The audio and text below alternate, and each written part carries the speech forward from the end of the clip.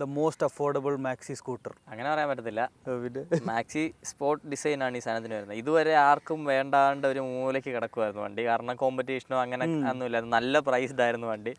ഇനിയിപ്പോൾ അഫോർഡബിൾ ആയില്ലേ ഇപ്പോഴത്തെ? അതായത് ഈ സെപ്റ്റംബർ 22 വരെയുള്ള ഇതിന്റെ എക്സ്ഷോറൂം പ്രൈസ് എന്ന് പറഞ്ഞാൽ ഇത് എസ് മോഡലാണ്, ഏറ്റവും ടോപ്പ് മോഡലാണ്. ഇതിന്റെ പ്രൈസ് എന്ന് പറയുന്നത് 1,52,000 രൂപയാണ് എക്സ്ഷോറൂം. പക്ഷേ ഇത് ഓൺ റോഡ് വരുമ്പോഴത്തേക്ക് എങ്ങനെയല്ല 2 ലക്ഷത്തിനടുത്ത് വില വരുന്ന ഒരു സ്കൂട്ടറാണ്. അതായിരുന്നു ഇതിന്റെ പ്രശ്നം. ഏറ്റവും എക്സ്പെൻസീവ് ആയിട്ടുള്ള ഒരു സിംഗിൾ സിലിണ്ടർ സ്കൂട്ടർ എന്നുള്ള രീതിക്കായിരുന്നു നമ്മുടെ മാർക്കറ്റിൽ ഇതിനെ കണ്ടുകൊണ്ടിരുന്നത്. അതുകൊണ്ട് തന്നെ കൂടുതൽ പേരും ഇതിനെ ഒഴിവാക്കുമായിരുന്നു. പിന്നെ അത്രയും എന്തൂസിയാസ്റ്റിക് ആയിട്ടുള്ള ആളുകൾ മാത്രമായിരുന്നു ഈ വണ്ടി എടുത്തിട്ടുള്ളത്. ഇതിനെ അറിയാവുന്ന, ഇതിന്റെ കേപ്പബിലിറ്റീസ് അറിയാവുന്ന അങ്ങനെയുള്ള ആളുകളാണ് കൂടുതലും ഈ ഒരു വണ്ടിയിലോട്ട് പോയിക്കൊണ്ടിരുന്നത്. പക്ഷേ ഇപ്പോഴെന്ന് പറഞ്ഞാൽ എൻഡോർക്ക് 150 ഇറങ്ങി, സൂം 160 ഇറങ്ങി. ഇനിയിപ്പം കോമ്പറ്റീഷൻ വന്നപ്പോൾ ആൾക്കാർക്ക് തട്ടിച്ച് നോക്കാൻ പറ്റുന്നുണ്ട് ഇതിൽ ഏതാണ് ബെറ്റർ എന്നുള്ള സാധനം. അതുപോലെ തന്നെ സെപ്റ്റംബർ 22 തൊട്ട് ഇതിന്റെ പ്രൈസ് എന്ന് പറയുന്നത് ഓൾമോസ്റ്റ് 12,000 രൂപ എക്സ്ഷോറൂമിൽ കുറയാൻ പോകാം. ബേസ് വേരിയന്റിന് ഇനി വരാൻ പോകുന്ന പ്രൈസ് 1,38 എക്സ്ഷോറൂം. ഈ എസ് വേരിയന്റ് ആണെന്നുണ്ടെങ്കിൽ 1,41. സോ 12,000 രൂപയുടെ ഡിഫറൻസ്, 12,000 13,000 രൂപ ഡിഫറൻസ് രണ്ട് വേരിയന്റിലും വരുന്നുണ്ട്. സെപ്റ്റംബർ 22 കൊണ്ട് ആ പുതിയ GST സ്ലാബ് വരുന്നുണ്ട്. അപ്പോൾ ഇത് കുറച്ചും കൂടെ കോമ്പറ്റീറ്റീവ്. അതായത് ഇപ്പോൾ വന്ന സൂം 160 ഇതും ഏകദേശം സിമിലർ പ്രൈസിങ് ആയി. ഗൈസ്, അതുപോലെ നമുക്ക് ഈ വണ്ടിയിൽ നിന്ന് റിവ്യൂനായിട്ട് തന്നിരിക്കുന്നത് ഭാരത് യമഹ തിരുവല്ലയാണ്. അവരുടെ അടുത്ത് ഈ ഒരു വണ്ടി സ്റ്റോക്ക് അവൈലബിൾ ആണ്. ഇത് മാത്രമല്ല, കേരളത്തിൽ നിങ്ങൾക്ക് യമഹ R3 വാങ്ങാൻ പറ്റിയ ഒരു ഷോറൂമും കൂടാണ് ഭാരത് യമഹ. യമഹയുടെ എല്ലാ മോഡൽസും അവരുടെ അടുത്ത് ഇഷ്ടം പോലെ കളക്ഷൻസ് ഉണ്ട്. ട്രഷേഴ്സ്, സർവീസ്, സ്പെയർ പാർട്സ് എല്ലാം ഉണ്ട്. അപ്പോൾ നിങ്ങൾക്ക് യമഹ മോഡൽസിൻ്റെ സെയിൽസ് ആൻഡ് സർവീസിനായിട്ട് എന്തെങ്കിലും ഉണ്ടെങ്കിൽ അവരെ കോൺടാക്ട് ചെയ്യാവുന്നതാണ്. കോൺടാക്ട് ഡീറ്റെയിൽസ് ഒക്കെ നമ്മൾ ഡിസ്ക്രിപ്ഷൻ കൊടുക്കുന്നുണ്ട്. 6,000 രൂപയോളം കൂടുതലുണ്ട് ഇതിന്. 6,000 രൂപ അല്ല, 1,29. ഇതിനും 10 രൂപയുടെ വ്യത്യാസം വരുന്നുണ്ട്. ഓൾമോസ്റ്റ് 9,000 രൂപയുടെ വ്യത്യാസം വരുന്നുണ്ട്. അപ്പോൾ അങ്ങനെ നോക്കുമ്പോഴത്തേക്ക് ഓക്കെ, നിന്റെ ബഡ്ജറ്റ് അത്രയ്ക്ക് ടൈറ്റിലാണ്, നിനക്ക് ആ ഒരു 9,000 രൂപയുടെ ജമ്പ് ഒന്നും നടക്കുന്നില്ല എന്നുണ്ടെങ്കിൽ തീർച്ചയായിട്ടും എൻഡോർക്കിലോട്ട് പോകും. മാത്രമല്ല, എൻഡോർക്കിലോട്ട് പോകാൻ വേറെയും കാരണങ്ങളുണ്ട്. കംഫർട്ടബിൾ ആയിട്ടുള്ള ഒരു സ്കൂട്ടറാണ് നീ നോക്കുന്നത്, കൺവീനിയൻ്റ് ആയിട്ടുള്ള ഒരു സ്കൂട്ടറാണ് നീ നോക്കുന്നത്, ഒരു കൺവെൻഷണൽ ടൈപ്പ് സ്കൂട്ടറാണ് നീ നോക്കുന്നതെന്നുണ്ടെങ്കിൽ എൻഡോർക്കിലോട്ടേ ആളുകൾ പോകുള്ളൂ. അതെ, കാരണം ഇതിനും 160 സൂമിനും നടുക്ക് ഇത്രയും വലിയൊരു സെൻട്രൽ ടണൽ പോകുന്നുണ്ട്. കാരണം ഇത് മാക്സി സ്പോർട്സ് ഡിസൈനാണ് ഇതിനൊക്കെ. എൻഡോർക്ക് കുറച്ചുകൂടെ കൺവെൻഷണൽ ഡിസൈനാണ്. അപ്പോൾ സാധാരണ ഫാമിലി യൂസിനൊക്കെ ആൾക്കാർക്ക് എന്നാൽ 150യുടെ പവർ ഉണ്ട്. അതൊരു 125ന്റെ സ്കൂട്ടർ അപ്ഗ്രേഡ് ആണ്. 150cc അപ്ഗ്രേഡ് ആണ്. അത് TVS കറക്റ്റ് കളിയാണ് കളിച്ചേക്കുന്നത്. കാരണം അവർക്കറിയാം ഇതുപോലൊരു സാധനം ഇറക്കേണ്ട ആവശ്യം TVSനെ സംബന്ധിച്ച് ഇപ്പോൾ ഇല്ല. പക്ഷേ ഇതൊക്കെ വരുന്നുണ്ട് താനും. എന്നാൽ ഇങ്ങനെ ആളുകൾ കമ്പയർ ചെയ്യുമ്പോൾ അണ്ണന്മാരുടെ സാധനം വിറ്റ് പോകാൻ വേണം. അങ്ങനെയൊക്കെ ഫാമിലീസ് എപ്പോഴും ഓപ്റ്റ് ചെയ്യുന്നത് എൻഡോർക്കായിരിക്കും. പക്ഷേ നമ്മളെപ്പോലെ യങ്സ്റ്റേഴ്സ് ആയിട്ടുള്ള ആളുകൾ കൂടുതലും ഈ കൺവെൻഷണൽ യൂസ് അല്ലാണ്ട് കുറച്ചും കൂടെ ഒരു ഡിഫറൻറ്റ്, അതായത് അവർ എന്തൂസിയാസ്റ്റിക് പെർസ്പെക്റ്റീവ് യൂസ് ചെയ്യുന്ന ആളുകൾക്ക് ഈ സാധനം അടിപൊളിയാണ്. കൂടാതെ ജാപ്പനീസ് അത് ഇതിലേക്ക് വരുമല്ലോ. പിന്നെ ഈ ഒരു സെഗ്മെന്റിലെ ഓൺലി ജാപ്പനീസ് മോഡൽ ഇതാണ്. ബാക്കി 2 ഇന്ത്യൻ ആണ്. അതിൽ സൂം 160 എനിക്ക് തോന്നുന്നു, ഞാൻ നേരിട്ട് കണ്ടിട്ടില്ല. പക്ഷേ ഇതിനേക്കാളും കുറച്ചും കൂടെ വലുതാണ് വണ്ടി. ഡയമെൻഷൻ വൈസ് ഇത് ഇച്ചിരി വലുതാണ്. ഹെഡ്ലാമ്പ് ഒക്കെ സെറ്റ് ആക്കി മൊത്തത്തിൽ വണ്ടി കുറച്ചും കൂടെ വലുതാണ് ഇതിനേക്കാളും. പവർ നോക്കുകയാണെന്നുണ്ടെങ്കിൽ ഈ 3 സാധനങ്ങൾ ഓൾമോസ്റ്റ് സിമിലർ പവർഡ് ആയിട്ടുള്ള വണ്ടികളാണ്. അതിൽ ഈ അല്ലല്ല, എയറോക്സും സൂമും ഉള്ള നമുക്ക് ലിക്വിഡ് കൂൾഡ് എഞ്ചിൻ വരുന്നത്. എൻഡോർക്ക് നോർമൽ എഞ്ചിനാണ് വന്നിരിക്കുന്നത്. പക്ഷേ ഓൾമോസ്റ്റ് എല്ലാത്തിനും പവർ സെയിം ആണ്. ഇതും സൂം ഓൾമോസ്റ്റ് സിമിലർ ആണ്. പക്ഷേ ഇതിൽ മറ്റേ VVA പരിപാടി വരുന്നുണ്ട്. സെയിം എഞ്ചിൻ എടുത്ത് സെയിം. അപ്പോൾ കുറച്ചുകൂടെ എഫിഷ്യൻസി വൈസ് അങ്ങനെ നോക്കുമ്പോഴത്തേക്ക് ഇത് കുറച്ചും കൂടെ ടെക്നോളജിക്കലി നിനക്ക് ഒരു ചെറിയ അഡ്വാൻസ്ഡ് ആയിട്ട് ഫീൽ ചെയ്യും. പിന്നെ ഈ ഒരു എസ് വേരിയന്റിൽ നമുക്ക് മറ്റേ കീലെസ് എൻട്രിയും കാര്യങ്ങളൊക്കെ വരുന്നുണ്ട്. സൂമിൽ വരുന്നത് ഇപ്പോൾ സെയിം പരിപാടി തന്നെയാണ്. അങ്ങനത്തെ കുറച്ച് ഫാൻസി ഐറ്റംസ് ഉണ്ട്. ബ്ലൂടൂത്ത് കണക്ടിവിറ്റി വരുന്നുണ്ടെങ്കിലും ഡിസ്പ്ലേ നോർമൽ ആ ഒരു റിവേഴ്സ് LCD ഡിസ്പ്ലേ തന്നെയാണ്. പുതിയ കളറോ കാര്യങ്ങളൊന്നും തന്നെ വരുന്നില്ല. മേ ബി ഇനി വരുന്ന അപ്ഡേറ്റിൽ അവർ ഇപ്പോൾ യമഹയ്ക്കുള്ള ആ ഒരു TFT എടുത്ത് വെക്കുമായിരിക്കും. അതോടെ വെച്ചാൽ കുറച്ചുകൂടെ ബെറ്റർ ആയിരിക്കും. കീലെസ് എൻട്രി ഇതിനേ ഉള്ളൂ അതോ ബേസിനില്ല? ബേസ് നോർമലാണ്. എസ് വേരിയന്റിന്റെ മെയിൻ പ്രത്യേകതയാണ് കീലെസ് എൻട്രി. കോംപ്ലിക്കേറ്റഡ് കുഴപ്പമില്ല. പക്ഷേ നീ അതിന് വേണ്ടിയിട്ട് എക്സ്ട്രാ പേ ചെയ്യണമെന്ന് ചോദിച്ചു കഴിഞ്ഞാൽ അത് ഡിപ്പെൻഡ്സ് ഓൺ പേഴ്സൺ. ഞാൻ പേ ചെയ്യത്തില്ല, എനിക്ക് കീലെസിന്റെ ആവശ്യമില്ല. എനിക്ക് ആ പൈസ എൻ്റെ കയ്യിലിരിക്കുന്നതാണ് എപ്പോഴും. ഞാൻ കീട്ട് തന്നെ തിരിച്ചോളാം. പക്ഷേ ബാക്കി കുറച്ച് കാര്യങ്ങൾക്ക് വേണ്ടി ഞാൻ ഈ സ്കൂട്ടർ എടുക്കും. ഒന്ന്, ഇതിന്റെ ഹാൻഡിലിങ് വിഷയം ഹാൻഡിലിംഗ് ആണ്. ഞാൻ എൻഡോർക്ക് ഓടിച്ചു, ഇത് ഓടിച്ചു. എനി ഡേ ഹാൻഡിലിംഗ് അല്ലെങ്കിൽ സ്പോർട്ടി പെർഫോമൻസ്, ആ സ്പോർട്ടിനെസ് ഞാൻ ഇത് എടുക്കുള്ളൂ. കംഫർട്ട് എടുക്കുകയാണെന്നുണ്ടെങ്കിൽ ഞാൻ എൻഡോർക്ക് എടുക്കുള്ളൂ. കാരണം ഇതിന്റെ സസ്പെൻഷൻ എന്ന് പറഞ്ഞാൽ അത്യാവശ്യം സ്റ്റിഫാണ്. ഇതിന് മുമ്പിലത്തെ അപ്ഡേറ്റ് അല്ലെങ്കിൽ ഈ ഒരു അപ്ഡേറ്റിന് മുന്നേ ഉള്ള വണ്ടിക്ക് നല്ല സ്റ്റിഫായിരുന്നു. ഇത് അവർ കുറച്ചും കൂടെ ഒന്ന് ഫ്ലഷ് ആക്കിയെന്നുണ്ടെങ്കിൽ പോലും ഒരു നമ്മുടെ ഇന്ത്യയിലെ പൊട്ടിപ്പൊളിഞ്ഞ റോഡുകളിൽ നമുക്ക് കംഫർട്ടബിൾ ആയിട്ട് ഓടിച്ചുകൊണ്ട് നടക്കാവുന്ന അത്ര കംഫർട്ട് ഇതിനായിട്ടില്ല.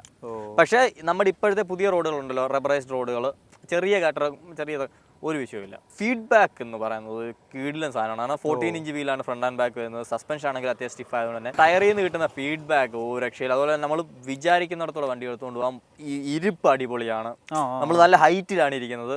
അതിന്റെ കൂടെ ആ ഒരു പോസ്റ്റർ അടിപൊളിയാണ്. ബുദ്ധിമുട്ടാണ് ഈ നടുക്കൂടി ഇത് ഒരിക്കലും അല്ല നിനക്ക് ബൈക്ക് ഭയങ്കര കംഫർട്ടബിൾ ആയിട്ട് എനിക്ക് ഈ നടുക്ക് ഇതുള്ള വണ്ടികളെക്കാളും കംഫർട്ടബിൾ ആയിട്ട് ഇതിലിരിക്കുന്നതായിട്ടാണ് ഫീൽ ചെയ്തത്.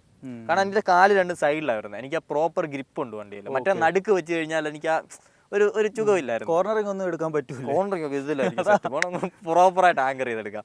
പിന്നെ സീറ്റ്, റൈഡർ സീറ്റ് ആണെങ്കിൽ അത്യാവശ്യം നല്ല സപ്പോർട്ടീവ് ആണ്. നമുക്ക് ബാക്കിൽ ഇത് വരുന്നുണ്ട്. പില്ലാണ് എനിക്ക് തോന്നുന്നില്ല എങ്ങനെ ഉണ്ടിരുന്നിട്ട് കുഴപ്പമില്ല, നൈസാ. ചെറിയ വെയിറ്റ് കയറുമ്പോഴത്തേനാണ് സസ്പെൻഷൻ ആക്ച്വലി ലോഡ് ആകുമ്പോൾ കുറച്ചും കൂടെ ഒന്ന് ഒഴുകും. കുഴപ്പമില്ല, ലോങ് പോവാം, കുഴപ്പമില്ല. ലോങ് പോകാൻ നല്ല വണ്ടി. സിംഗിൾ ആയിട്ട് നീ ലോങ് പോവാണെന്നുണ്ടെങ്കിലും പില്ലിനെ വെച്ചോണ്ടൊരു സ്കൂട്ടർ നിനക്ക് അത്യാവശ്യം ലോങ് പോകണമെന്നുണ്ടെങ്കിലും. പിന്നെ എന്റെ ഇരിപ്പ് നൈസാ, എനിക്ക് മുട്ടൊക്കെ മടക്കി കറക്റ്റ് ഇരിക്കാം. ഇതിന് അത്യാവശ്യം ലെങ്തും ഉണ്ട്, നിനക്ക് ഇരിക്കുമ്പോൾ ആ ഒരു ഗ്രിപ്പും പ്രോപ്പർ ആയിട്ട് കിട്ടുന്നുണ്ട്. സീറ്റിംഗ് വൈസ് അങ്ങനത്തെ പരിപാടികളെല്ലാം അടിപൊളിയാണ്. പിന്നെ ഇനി എഞ്ചിൻ പെർഫോമൻസിലോട്ട് വരുവാണെന്നുണ്ടെങ്കിൽ പറഞ്ഞു 15 PS പവർ വരുന്ന ഇതിനാണ്.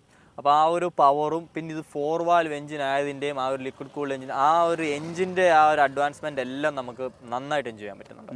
എഫേർട്ട്ലെസ് ആയിട്ടാണ് വണ്ടി. ഫ്രം സ്റ്റാർട്ട് ടേക്ക് ഓഫ് ചെയ്യുന്നതാണെന്നുണ്ടെങ്കിലും മിഡിലുള്ള പവർ റേഞ്ച് ആണെന്നുണ്ടെങ്കിലും എല്ലാം എഫേർട്ട്ലെസ് ആണ്. ഈസി നിനക്ക് 80 ക്രൂസ് ചെയ്യാൻ പറ്റും. പക്ഷെ അപ്പോൾ VVA ഓൺ ആയിരിക്കും, കുറച്ചുകൂടെ ഫ്യൂൽ വണ്ടി കൺസ്യൂം ചെയ്യും. അതാണ് അത്. ഹൈവേ നീ ഉറപ്പാണ് നീ VVA യൂസ് ചെയ്തായിരിക്കും ഓടുന്നത്. അപ്പം നിനക്ക് നല്ല ഫ്യൂൽ കൺസപ്ഷൻ വരും. 40 to 45 നിനക്ക് ഹൈവേ മൈലേജ് കിട്ടാൻ പോകുന്നത്. അതാ മൈലേജിന്റെ കാര്യത്തിലാണ്. പിന്നെ 40 കാരണം ഈ സാധനം നമ്മളതിൽ ഒരു ലോങ് ടൈം റിവ്യൂവിന് വേണ്ടിയിട്ട് കുറച്ചു കാലം മുന്നേ 2 വർഷം മുന്നേ ഉണ്ടായിരുന്നു ആദ്യത്തെ സാധനം. അതിൽ നമുക്ക് നമ്മുടെ ഡെയിലി യൂസിൽ നമ്മൾ ആ VVA യൂസ് ചെയ്ത ആ ഒരു 70 to 80 റേഞ്ചിൽ ഓടിച്ച സമയത്തേക്ക് എനിക്ക് കിട്ടിയിരുന്നത് 40 to 42 km/ലിറ്റർ മൈലേജ് ഉണ്ടായിരുന്നുള്ളൂ. ലിറ്ററലി അത്രേ ഉണ്ടായിരുന്നുള്ളൂ. ഇത് പില്ലൻ കൊച്ചി പോയിട്ട് വരെ എടുക്കുകയൊക്കെ ചെയ്യുമ്പോഴത്തേക്ക് 40 മാക്സിമം 40 എന്നൊക്കെയുള്ള ഒരു രീതിക്കായിരുന്നു കിട്ടിക്കൊണ്ടിരുന്നത്. അങ്ങനെ ഓടിക്കുമ്പോൾ ഈ വണ്ടി ഓടിക്കുന്ന പോലെ ഓടിക്കും കുറവാണ്, ഭയങ്കര കുറവാണ്. ഈ സെഗ്മെന്റിൽ ഏറ്റവും കുറവ് ഇതിനാണ്. 5.5 വരുന്നുള്ളൂ. പുതിയ സൂമിന് 7 ലിറ്റർ വരുന്നുണ്ട്. അത് അത്രയെങ്കിലും വേണം, അത്രയെങ്കിലും ഇതിന് വേണം. എൻഡോർക്കിൽ നിനക്ക് 5.8 കിട്ടുന്നുണ്ട്. അത് പിന്നെ 3 ലിറ്റർ കൂടുതൽ. അതെ, അത് എൻഡോർക്കിന്റെ സെയിം ബേസ് ആണെന്ന് പറയാം, മറ്റേ 125 തന്നെ. മെയിനായിട്ട് നോക്കുമ്പോഴത്തേക്ക് സൂമിന് അതിൻ്റെ ഒരു അഡ്വാൻറ്റേജ് ഉണ്ട്. ഇതിന് ആദ്യം ആളുകൾ ഇതിൽ അപ്ഗ്രേഡ് ചെയ്യുന്നത് ഇതിൻ്റെ ഫ്യൂൽ ടാങ്ക് ആയിരിക്കും. ലൈക്ക് ലോങ് ടൈം ഉപയോഗിക്കുന്ന ആൾക്കാർക്ക് ഈ സാധനത്തിന് ഇഷ്ടം പോലെ ആഫ്റ്റർ മാർക്കറ്റ് സാധനങ്ങൾ കിട്ടും. ഇമ്പോർട്ടൻറ്റ് ഫ്യൂൽ ടാങ്ക് ഒക്കെ അപ്ഗ്രേഡ് ചെയ്യും. തായ്ലൻഡിൽ നിന്നൊക്കെ സാധനമുണ്ട്. ഈസി സ്വാപ്പാണ്. ഇരിക്കുന്ന ദൂരുക അതെടുത്ത് വെക്കുക. പ്രോപ്പർ ഇന്തോനേഷ്യൻ ഇഷ്ടം പോലെ സാധനമുണ്ട്. Adjustable suspension, brake disc, caliper, master cylinder, suspensions, wheels. ഇത് ഇല്ലീഗൽ അല്ലല്ലോ. ഇവിടെ ഇല്ലീഗല, പുറത്തേക്ക് ഇല്ലീഗല.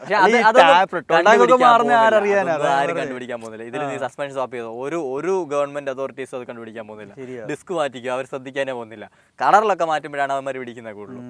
അല്ലെങ്കിൽ നീ അത്ര എക്സ്ട്രീം എൻഡ് അപ്ഗ്രേഡ്സ് ആയിരിക്കണം. അല്ല, ഞാൻ ചോദിക്കട്ടെ, അപ്പോൾ അത്രയും കൈൻഡ് ഓഫ് അപ്ഗ്രേഡ് ചെയ്തിട്ട് നമ്മൾ ഈ വണ്ടിയിൽ ട്രാൻസ്ഫോം ആവും. ശരിക്കും ഇത് ട്രാൻസ്ഫോം ആവും. ശരിക്കും ഇത് ട്രാൻസ്ഫോം ആവും. കാരണം ബൈക്കിലൊക്കെയാണ്, ബൈക്ക് പോലെ തന്നെയാണിത്. കാരണം നമ്മുടെ ഇവിടെ ഉള്ള ഒരു മാക്സി സ്പോർട്സ് സ്കൂട്ടർ കൾച്ചർ ഇല്ലാത്ത പുറത്ത് നല്ല രീതിക്കുണ്ട്. മറ്റ് ഏഷ്യൻ രാജ്യങ്ങളിലൊക്കെ നന്നായിട്ട് അവർ ഉപയോഗിക്കുന്നത്. അവരൊരു 250cc ബൈക്ക് വാങ്ങിയതിനേക്കാളും കിടന്നൊക്കെ അടിച്ചു പോകുന്നത്. വെളിയിലുള്ള ഒരു 250cc ബൈക്ക് വാങ്ങിയതിനേക്കാളും അവരെ ഓപ്റ്റ് ചെയ്യുന്ന ഒരു 250cc മാക്സി സ്കൂട്ടർ ആയിരിക്കും. കാരണം അത് അവർക്ക് ഭയങ്കര കൺവീനിയന്റ് ആണ്. മൾട്ടിപർപ്പസ്, എല്ലാ പർപ്പസും അവിടെ നടക്കുന്നുണ്ട്. നമ്മുടെ ഇവിടെ ഉള്ള അതില്ലാത്ത. നമ്മുടെ ഇവിടെ അതായത് സ്കൂട്ടർ എന്ന് പറഞ്ഞാൽ 110 അല്ലെങ്കിൽ 125 അതേ ഉള്ളൂ. ഇത്രയും ഉണ്ടെന്നുണ്ടെങ്കിൽ തന്നെ വില കൂടുതൽ അല്ലെ ഇതിനകത്തിനാന്നുള്ള ആറ്റിറ്റ്യൂഡ്. പക്ഷേ ഇത് മാറും, എന്തായാലും മോഡൽസ് വരുന്നുണ്ട്, മാറും. അതാണ് അപ്പോൾ എഞ്ചിൻ്റെ ഭാഗത്തുനിന്ന് മൈലേജ്. അതുകൊണ്ട് ഹീറ്റിംഗ് നോക്കുക വേണ്ട. പെർഫോമൻസ് അടിപൊളിയാണ്, നല്ല റിഫൈൻഡ് ആണ്, നല്ല പഞ്ചിയാണ്. എൻറ്റയർ റേഞ്ചിൽ നമുക്ക് പവർ ഫീൽ വരുന്നുണ്ട്. ഒരിടത്തും കുറവോ അല്ലെന്നുണ്ടെങ്കിൽ ഒരു മടിയോ അതൊന്നുമില്ല. വണ്ടി നന്നായിട്ട് തന്നെ അത് പവറിൻ്റെ പെർഫോമൻസിൻ്റെ കാര്യത്തിൽ നിൽക്കുന്നുണ്ട്. ടോപ്പ് എനിക്ക് 100-120 ഒക്കെ പോവുകയും ചെയ്യും സുഖമായിട്ട്. എൻഡോർക്ക് എത്ര പോകും? എൻഡോർക്ക് 110. ഞാൻ മാക്സിമം 100-110. സൂം ഈ പറഞ്ഞ പോലെ 100-120 ഒക്കെ പോകാൻ സാധ്യതയുണ്ട്. നമ്മൾ ഓടിച്ചിട്ടില്ല, കണ്ടിട്ടില്ല നേരിട്ട്. അപ്പോൾ സൂം പക്ഷേ കുറച്ചും കൂടി മറ്റേ എന്തോ അഡ്വഞ്ചർ സ്പോർട്സ് അതൊക്കെ പേര് പറയാൻ കാണുമ്പോൾ ഒരു ഇച്ചിരി വലിപ്പം ഉണ്ടെന്നുള്ള അഡ്വഞ്ചറിലൊന്നും കൂട്ടൊന്നും വേണ്ട. പിന്നെ ഉള്ളതിൽ ഏറ്റവും ഗ്രൗണ്ട് ക്ലിയറൻസ് കുറഞ്ഞ വണ്ടി ഇതാണ്. 147 mm ഉള്ളൂ. അതുപോലെ തന്നെ സീറ്റ് ഹൈറ്റ് കൂടിയത് ഇതിനാണ്. സീറ്റ് ഹൈറ്റ് 790 ആണ് ഇതിന്റെ വരുന്നത്. അത് കൂടുതലാണ്. അത് ഓക്കെ അല്ലേ? ഓക്കെ എന്ന് പറഞ്ഞാൽ അത് 790 ബൈക്ക് ഓടിക്കുന്നവരല്ല, ലേഡീസ് ഇത് എടുക്കാൻ നോക്കുകയാണെന്നുണ്ടെങ്കിൽ അവർക്ക് കൂടുതലായിട്ട് ചിലപ്പോൾ തോന്നും. പിന്നെ ലേഡീസ് ബൈക്ക് എടുക്കുന്നവരും ഏറ്റവും സീറ്റ് ഹൈറ്റ് കുറഞ്ഞ മോഡലുകൾ നോക്കി അവർ എടുക്കുന്നത്. 790 ഏറ്റവും സീറ്റ് ഹൈറ്റ് കുറവുള്ള വണ്ടി എനിക്ക് R3 ഉണ്ട്. പിന്നെ വേറെ ഏതാ ഉള്ളത്? ഓൾമോസ്റ്റ് എല്ലാം കുറച്ച് വണ്ടി എല്ലാം 800 റേഞ്ചിലാണ് പറഞ്ഞത്. ഈ സെഗ്മെന്റിലെ ഈ സാധനങ്ങൾ വെച്ച് നോക്കുമ്പോഴത്തേക്ക് ഇതിനാണ് അത്യാവശ്യം സീറ്റ് ഹൈറ്റ് ഉള്ളത്. അപ്പോൾ എൻഡോർക്കിന് 770, 75 പറഞ്ഞതാണ്. അതൊരു വിഷയമല്ല. വണ്ടി ഓടിക്കുന്നവർക്ക് ഹൈറ്റ് ഒരു വിഷയമല്ല. പക്ഷെ ഓടിക്കാൻ അറിയാത്ത ബിഗിനേഴ്സ് ഇത് നോക്കും. അവരുടെ സംബന്ധിച്ചാണ് ഞാൻ ആ സാധനം പറഞ്ഞത്. കമ്പാരിറ്റീവ്ലി ഹൈറ്റ് ഉള്ളതാണ് ബെസ്റ്റ്. കാരണം നിനക്ക് ഹൈറ്റ് ഉള്ള ഒരാൾ ഓടിക്കുമ്പോഴത്തേക്ക് അവർക്ക് കംഫർട്ടബിൾ ഈ ഹൈറ്റ് സീറ്റ് ഹൈറ്റ് പരിപാടി എനിക്ക് അങ്ങനെ ഫീൽ ചെയ്തില്ല. പക്ഷേ ബാക്കിൽ വലിയൊരാളാണ് ബാക്കി ഇരിക്കുന്നുണ്ടെങ്കിൽ നീ ഫ്രണ്ട് ഇരിക്കുന്ന ആളൊന്ന് അഡ്ജസ്റ്റ് ചെയ്യേണ്ടി വരും. നമ്മളിരുന്നപ്പോൾ എനിക്ക് വലിയ പ്രശ്നമില്ല. ഞാൻ മാക്സിമം ബാക്ക് ഇറങ്ങി ഇരുന്ന് കഴിഞ്ഞാൽ എനിക്ക് കംഫർട്ടബിൾ ആണ്. റൈഡറിന് നല്ല റൂമുണ്ട്, ഇഷ്ടംപോലെ റൂമുണ്ട്, ഇല്ലെന്നല്ല. സിറ്റിയിൽ ഓടിക്കാൻ അടിപൊളിയാണ്, ഹൈവേസിൽ ഓടിക്കാനും അടിപൊളിയാണ്. ഗട്ടർ ഉള്ളടത്തോട്ട് അധികം ഇറക്കാൻ പോകരുത്. മൊത്തത്തിൽ വണ്ടി ഭയങ്കര മൊത്തത്തിൽ ഇതാണ് വൈബ്രേഷനും മറ്റേ തുള്ളി കളിച്ച് പോകും. നിനക്ക് ഒട്ടും കംഫർട്ടബിൾ ആയിരിക്കത്തില്ല. ലോഡഡ് ആണെന്നുണ്ടെങ്കിലും അത് അത്ര സുഖമുള്ള പരിപാടിയല്ല. പിന്നെ ഇതൊക്കെ ക്വാളിറ്റി അടിപൊളി, ബ്രേക്സ് വിഷയമാണ്, അടിപൊളി ബ്രേക്കും ഹാൻഡ്ലിങ്ങും എൻജിൻ പെർഫോമൻസും പൊളിയാണ്. അത് ഡൈനാമിക്സ് നോക്കി നീ ഒരു വണ്ടി വാങ്ങിക്കുവാണെന്നുണ്ടെങ്കിൽ വിഷയമാണ്. ഭയങ്കര എനിക്ക് ഇഷ്ടപ്പെട്ടു. ബിൽഡ് ക്വാളിറ്റിയും റേ ഒക്കെ വെച്ച് ഭയങ്കര കൂടുതലാണ് ഈ സാധനത്തിന്. നല്ല പ്രീമിയം ഫീൽ ഉണ്ട്, നല്ല ഒരു ഫ്ലാഗ്ഷിപ്പ് സ്കൂട്ടർ ഫീൽ ഉണ്ട്. പ്ലാസ്റ്റിക് ഒക്കെ തന്നെ അങ്ങനെ വലിയ ഞെങ്ങുന്ന പരിപാടിയോ പാനൽ ഗ്യാപ്സോ ഒന്നും എനിക്ക് ഫീൽ ചെയ്യില്ല. ടയർ ഏറ്റവും വലുത് ഇതിനല്ലേ ഉള്ളൂ? അല്ലല്ല, 14 ഇഞ്ച്. ഇപ്പോൾ 125 വണ്ടിക്ക് വരെ 14 ഇഞ്ച് വരുന്നുണ്ട്. സൂം 125 ഉണ്ട്, സൂം 160 ഉണ്ട്. 14 ഇഞ്ച് വലിയ ആയിരുന്നു, ഒരു വലിയ സംഭവം ആയിരുന്നു. ഇപ്പൊ അങ്ങനല്ല. അതുപോലെ തന്നെ അപ്രിലിയുടെ കാര്യം നമ്മൾ പറയാത്ത ആ സാധനം എവിടെ ഉണ്ട്? അപ്പോൾ അത് എവിടെ ഉണ്ട്? അതാണ് നിന്റെ വീടിന്റെ മുറ്റത്തൊരു ഷോറൂം നീ വാങ്ങിക്കും, പക്ഷെ നാളെ ആ ഷോറൂം ഉണ്ടായിരിക്കും എന്നുള്ളത് നിനക്ക് ഉറപ്പില്ല. അപ്പൊ പിന്നെ ഞാൻ അതിനെപ്പറ്റി അത് ഞാൻ നിങ്ങൾക്ക് ഒരു ഓപ്ഷൻ ആയിട്ടേ വെക്കുന്നില്ല. നിങ്ങൾ അത്രയ്ക്ക് താല്പര്യം ഉണ്ടെങ്കിൽ പോയി വാങ്ങിക്കുക. ബട്ട് കമ്പയർ ചെയ്യുവാണെന്നുണ്ടെങ്കിൽ ഇത് തന്നെയാണ് നിൽക്കുന്നത്. അതത്രേ ഉള്ളൂ. മോഡിഫിക്കേഷനും കൂടെ ചെയ്യാൻ പറ്റുന്നത്. ഇത് മാക്സിയാണ്, ഇതാണ് മാക്സി. ഇപ്പൊ സൂം 160 മാക്സി ആയി, 2 മാക്സി സ്കൂട്ടേഴ്സ്. മറ്റേത് സ്പോർട്സ് സ്കൂട്ടർ എന്നേ ഉള്ളൂ. സൂമിന് പ്രത്യേകിച്ച് ഓപ്ഷൻസ് ഒന്നും ഇല്ലല്ലോ. അവർക്ക് കുറെ ഹീറോയുടെ തന്നെ കുറെ ആക്സസറീസ് കൊടുക്കുന്നുണ്ട്. അതായത് ഒരു ടൂറിംഗ് കിറ്റ് പോലൊരു സെറ്റപ്പ് കൊടുക്കുന്നുണ്ട്. അപ്പോൾ അതിന് വലിയ വിൻസ്ക്രീൻ ഉണ്ട്. അത് നല്ല, ഇതിന് വിൻസ്ക്രീൻ അത്യാവശ്യമാണ്. കാരണം അതൊരു 75+ സ്പീഡ്സിൽ പോകുമ്പോഴത്തേക്ക് നല്ലപോലെ ബ്ലാക്ക് മാർക്കറ്റിൽ നിന്ന് ഇറക്കാമല്ലോ, അതൊക്കെ ഇഷ്ടംപോലെ സാധനം കിട്ടും. അപ്പോൾ പിന്നെ അതൊരു വിഷയമല്ല, അവർ തന്നെ കൊടുക്കുന്നുണ്ട്. സോ പ്രൈസ് അതുപോലെ കുറവായിരിക്കും. സ്റ്റോറേജ് ഒക്കെ എങ്ങനെയുണ്ട്? സ്റ്റോറേജ് 24.5, ഓൾമോസ്റ്റ് 25 ലിറ്ററോളം ആ സ്റ്റോറേജ് വരുന്നത്. ഒരു സ്പോർട്സ് ഹെൽമെറ്റ് വെക്കാൻ പറ്റുമെന്നാണ് അവർ പറഞ്ഞെടുത്ത്. തല തിരിച്ച് വെക്കാൻ പറ്റും. തല തിരിച്ചോ തല തിരിയാണ്ടോ എങ്ങനെ വേണം ഈ സാധനം? ഇതാ ഞാൻ പറഞ്ഞു. ഇല്ല അതൊന്നും യൂസ് ടു ആവേണ്ട ആവശ്യമുള്ളൂ. കുറച്ച് കോംപ്ലിക്കേറ്റഡ്. പിന്നെ സ്റ്റാൻഡിന്റെ ചരിവ് ഭയങ്കര കുറവാട്ടോ. ഇതൊന്നും ചുമ്മാ തട്ടിയാൽ തന്നെ വേണേൽ പോയി സാധനം. എങ്ങോട്ട്? ഇപ്പൊ നമ്മുടെ ഈ ബാഗ് ഇതിനകത്ത് ചെയ്യാൻ പറ്റിയിരുന്നു. ഇത് അഡ്ജസ്റ്റ് ചെയ്തങ്ങ് വെക്കാൻ പറ്റി. കണ്ടാ പറഞ്ഞില്ലേ തല തിരിച്ച്? എനിക്ക് തോന്നുന്നു തിരിച്ച് അടച്ച് അടയ്ക്ക് നീ. ഓ നൈസ്. അത് പൊളിച്ച്. ഞാൻ പറഞ്ഞില്ലേ, അത് അന്നേ ഞാൻ പറഞ്ഞതാ. കാരണം ഈ വണ്ടി വെക്കണം, ഈ വണ്ടി ഉപയോഗിക്കുന്നവർ ഈ ഹെൽമെറ്റ് ആയിരിക്കണം യൂസ് ചെയ്യുന്നത്. അവന് അത് വെക്കാൻ പറ്റണം. Nice thought. ഇനിയിപ്പോ ഇത് ആരെടുക്കണം? ഇനിയിപ്പോൾ ഇത് എടുക്കേണ്ടതെന്ന് പറഞ്ഞാൽ ബൈക്ക് ഓടിക്കാൻ നിനക്ക് പേടിയാണ്, അല്ലെന്നുണ്ടെങ്കിൽ ഓൾറെഡി അങ്ങനല്ല. ഇത്തരം വണ്ടികൾ നോക്കേണ്ട ആളുകളെ പറ്റി ഞാൻ പറയാം. ഇപ്പൊ ഈ പറഞ്ഞത് വെച്ചിട്ട് നിനക്ക് അത് തീരുമാനിക്കാം. ഇതൊരു complete side by side comparison ഉള്ള ഇതിന്റെ റിവ്യൂ ആണ്. പക്ഷേ ഈ ഒരു ഇതിലും 3 ഉള്ളതുകൊണ്ട് ഇന്ന് പ്രത്യേകിച്ച് അങ്ങനെ അങ്ങനെ വലിയ സെറ്റപ്പായിട്ട് റിവ്യൂ ചെയ്യാനുള്ള സാധനമൊന്നുമില്ല. അപ്പോൾ ബൈക്ക് ഓടിക്കാൻ അറിയത്തില്ല എന്നാൽ നിനക്ക് ബൈക്ക് പോലെ തന്നെ ഉള്ളൊരു സ്കൂട്ടർ കാണാം. അത് ഗിയറിംഗ് പരിപാടി നിനക്ക് അറിയത്തില്ല. ഏത് ഗിയർ എപ്പോഴാണ്, ഏത് ഡൗൺ എപ്പോഴാണ്, അപ്പ് എപ്പോഴാണ്, ക്ലച്ച് എപ്പോഴാണ് പിടിക്കണം, ഒന്നും നിനക്കറിയത്തില്ല. സിമ്പിളായിട്ട് ഓടിച്ചോട് നടക്കണം. എന്നാൽ ബൈക്ക് പോലെ നല്ല പെർഫോമൻസും വേണം, ആ ഒരു ഫീലും വേണമെന്നുണ്ടെങ്കിൽ ഈ സാധനം എടുക്കുക. ഓക്കെ. സെക്കൻഡറി ബൈക്കായിട്ട് ഒരു സാധനമായിട്ട് നോക്കാം. നിനക്ക് വലിയ ബിഗ് ബൈക്ക് ഉണ്ട്, അതുകൊണ്ട് ഇനി കൂടുതൽ യൂസ് ചെയ്യുന്ന കാറാണ്. നിനക്ക് പിന്നെ വേണ്ടത് ഒരു ഡെയിലി യൂസിന് വേണ്ടിയുള്ള, അല്ലെങ്കിൽ പെട്ടെന്നുള്ളൊരു കമ്മ്യൂട്ടിങ്, പെട്ടെന്നുള്ളൊരു ഷോർട്ട് റൈഡിനൊക്കെ ഉള്ള സാധനമാണ്. നിനക്ക് എന്നാലും ഒരു സിമ്പിൾ സ്കൂട്ടറിനോട് താല്പര്യമില്ല, നമുക്ക് ഇച്ചിരി ഒരു എൻഗേജിങ് ആയിട്ടൊരു സാധനം വേണം, ഇതെടുക്കാം. മൈലേജ് ഉണ്ട്, മൈലേജ് ഇല്ലെന്നല്ല. 40-42 ഇതിന്റെ പെർഫോമൻസ് തന്നെ അത് ഡീസെന്റ് മൈലേജ് ആണ്. മനസ്സിലായില്ലേ?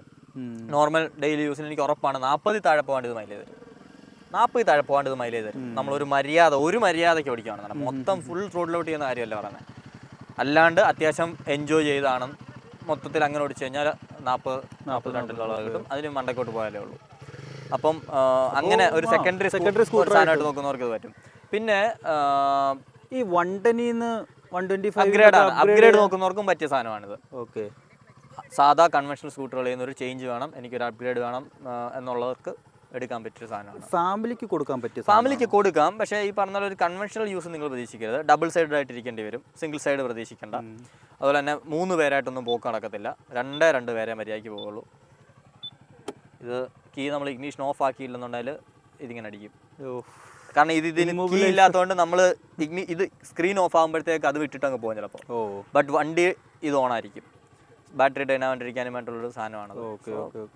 ഫുൾ ഓഫ് ആക്കുക, ഇഗ്നീഷൻ ഓഫ് ആക്കുക എന്നുള്ളതേ ഉള്ളൂ. പിന്നെ ലേഡീസിന് എടുക്കാൻ പറ്റും, ഇച്ചിരി പവറുമായിട്ട് യൂസ്ഡ് ആവണം. അല്ലെന്നുണ്ടെങ്കിൽ ഈ വെസ്പയൊക്കെ എടുക്കുന്ന ലേഡീസ് ഉണ്ടല്ലോ, അല്ലെങ്കിൽ വെസ്പ നോർമലിന് പവറില്ല, എനിക്ക് കുറച്ചുകൂടെ പവർ വേണം, അങ്ങനെയുള്ള അവർക്ക് എടുക്കാൻ പറ്റുന്ന സാധനമാണ്. ഹൈവേ ടൂറിങ്ങിന് നിനക്കൊരു സ്കൂട്ടർ വേണം എന്നുണ്ടെന്നുണ്ടെങ്കിൽ എടുക്കാൻ പറ്റുന്ന ഒരു സാധനമാണ്. സിറ്റിയിലാണെങ്കിലും നിനക്ക് നല്ലതായിട്ട് ഓടിച്ചുകൊണ്ട് നമുക്കൊരു സ്കൂട്ടർ പെർഫോമൻസ് നോക്കുന്നവർക്ക് എടുക്കാൻ പറ്റിയൊരു സാധനമാണ്. Okay okay. സ്കൂൾ പിള്ളേർക്കൊക്കെ, കോളേജ് പിള്ളേർക്ക്, സോറി സ്കൂൾ പിള്ളേർ, കോളേജ് പിള്ളേർക്കൊക്കെ, കോളേജ് പിള്ളേർക്ക് എടുക്കാം. അതാ ഞാൻ പറഞ്ഞത്, കോളേജ് പിള്ളേർക്ക് ഉള്ളതാണ് ഈ സാധനം. സ്റ്റൈല് പെർഫോമൻസ് ആഗ്രഹിക്കുന്നവർക്ക് പറ്റിയ സാധനമാണ്. പിന്നെ ബ്ലൂടൂത്ത് കണക്ടിവിറ്റി മറ്റേ മറിച്ച് എല്ലാം ഇതിനകത്ത് വരുന്നുണ്ട്. ഓരോന്നൊന്നും എടുത്ത് പറയേണ്ട ആവശ്യമില്ല, ഇതിനകത്ത് പുതുമയല്ല ഒന്നും, അതുകൊണ്ടാണ് ഇത് എടുത്ത് പറയാത്തത്. അത്രയൊക്കെയാണ് പരിപാടി, സിമ്പിൾ സാധനമാണ്. ഈ പ്രൈസിങ് സെറ്റ് അതാണ് ഇതിൻ്റെ ഏറ്റവും വലിയൊരു.